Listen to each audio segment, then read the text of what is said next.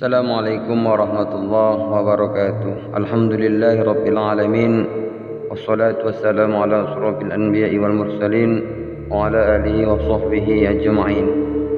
Pada video kali ini saya ingin menyampaikan 5 nasihat Rasulullah sallallahu alaihi wasallam untuk hidup selamat sampai akhirat. Rasulullah sallallahu alaihi wasallam adalah manusia yang sempurna. Tak ada sedikit pun cacat dalam pribadinya. Setiap perbuatan, perkataan dan ketetapannya menjadi sunnah sebagai contoh kehidupan umat manusia. Allah Subhanahu wa taala memuji Rasulullah dalam salah satu ayat Al-Quran bahwa Nabi Muhammad adalah suri tauladan yang baik. Salah satu keistimewaan Rasulullah sallallahu alaihi wasallam adalah kecintaan kepada umatnya. Dengan sengaja menahan doa mustajabnya di dunia untuk kelak ia mintakan di akhirat sebagai syafaat.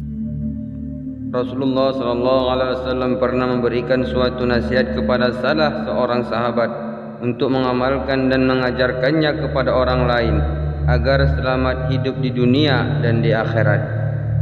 Nasihat ini juga diperuntukkan bagi umat sesudahnya yang dapat mengamalkannya. Berikut 5 nasihat Rasulullah sallallahu alaihi wasallam kepada Abu Hurairah radhiyallahu anhu untuk hidup selamat di dunia sampai akhirat. Yang pertama, jagalah dirimu dari keharaman. Meninggalkan yang diharamkan oleh Allah Subhanahu wa taala adalah untuk menjadi orang yang paling beribadah kepada Allah Subhanahu wa taala.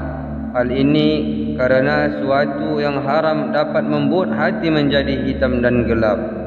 Ketika hati menjadi hitam dan gelap, maka ibadah menjadi berat atas kita. Sedangkan orang yang ahli ibadah adalah yang bersih hatinya.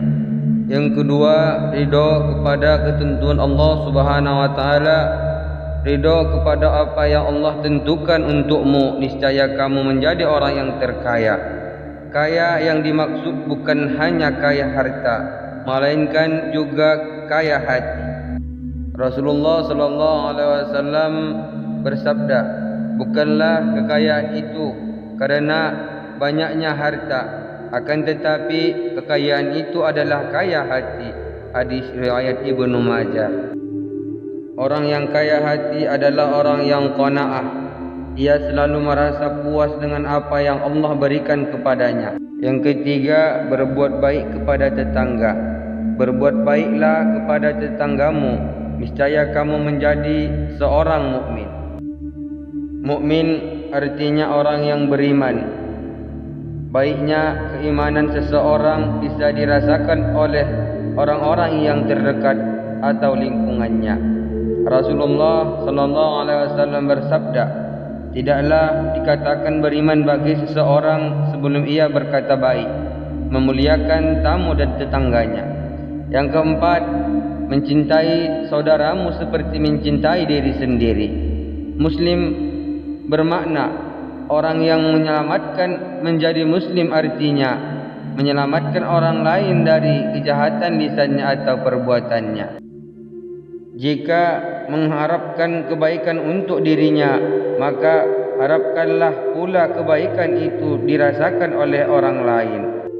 Hal inilah yang dicontohkan oleh sahabat-sahabat Nabi SAW, kaum Ansar yang mendahulukan saudaranya kaum Muhajirin. Yang kelima, jangan banyak tertawa.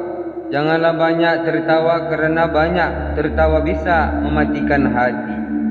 Islam mensyariatkan kaum muslimin untuk banyak tersenyum karena tersenyum merupakan sedekah. Dalam sebuah hadis yang diriwayatkan oleh Aisyah radhiyallahu anhu bahwa dia berkata, "Saya tidak pernah melihat Rasulullah sallallahu alaihi wasallam tertawa terbahak-bahak hingga kelihatan tenggorokannya. Rasulullah biasanya hanya tersenyum." Hadis riwayat Bukhari Muslim. Menurut Imam Al-Ghazali bahwa hati yang mati tidak akan bisa menerima peringatan Al-Quran dan tidak menerima nasihat yang baik. Demikianlah 5 nasihat Rasulullah sallallahu alaihi wasallam untuk hidup selamat sampai akhirat. Semoga kita semua mendapatkan limpahan rahmat dan ridha Allah Subhanahu wa taala. Amin ya rabbal alamin. Assalamualaikum warahmatullahi wabarakatuh.